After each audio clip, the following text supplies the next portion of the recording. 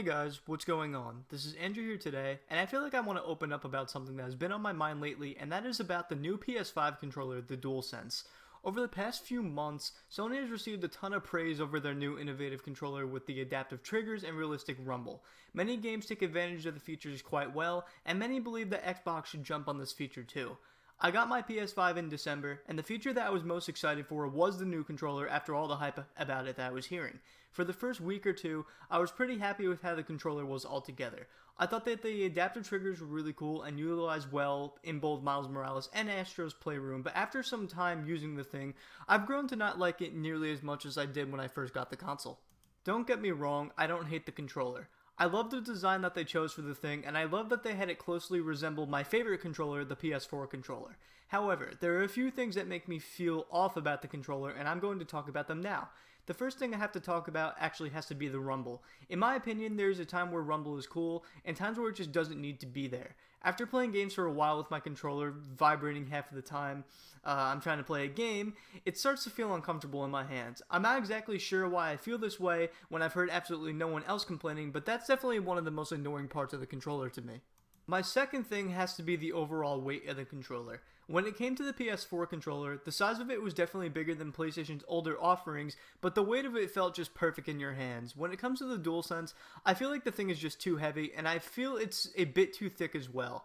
After a while of playing on the console, my hands start to hurt, and games start to become less enjoyable. Believe it or not, guys, this is coming from someone who actually prefers the Duke original Xbox controller over the Slim controller that they released later. I feel that Sony definitely should release a slimmer controller when they decide to release their PS5 Slim and potentially the PS5 Pro, because that would take away most of my problems with playing the console. My third thing, believe it or not, is the adaptive triggers, but only in certain instances, honestly. Don't get me wrong, I believe that it is an awesome feature that Sony added, but sometimes there are games that are a bit faster, such as the new Ratchet & Clank that you see in this gameplay video, and I'm enjoying like crazy, and I feel that the feature tends to hold me back in certain instances. I've always been a fan of clicky triggers, especially the ones used on the original Xbox, and if I want to use my fast trigger finger on the DualSense, it doesn't always work out too much since there is a bit of resistance. Like I said before, I do love that Sony implemented this feature, but it seems to be overused in my honest opinion in certain instances, like I said before. This sort of leads into my last topic about the controller. You guys probably heard the last thing I said and probably thought to yourself, why don't you just disable the adaptive triggers? And my answer to that is that the triggers just feel like garbage when that setting is disabled. When it comes to the triggers, I feel that they require a bit more force than the ones on any previous PlayStation controller, and on top of that, the travel distance just seems a bit too far for me in terms of clicking it down. As someone who has a huge back catalog of PS4 games, I tend to play a majority of them on PS5, especially when they get those next-gen patches for higher frame rates or increased visuals.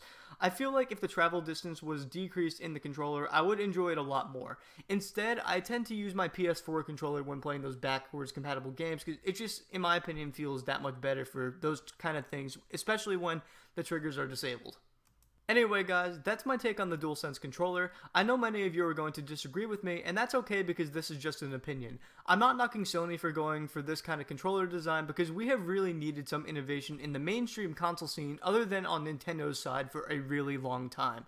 Like I said before, I hope Sony decides to slim this controller down in the future, and by then I'll probably end up loving the thing. Also, who knows how I'll feel about the adaptive triggers in the future. Chances are Microsoft is going to go down the same path as well as Nintendo, and it will probably feel normal to me by the time that happens. Thank you all for watching this video. I will see you all in the next one.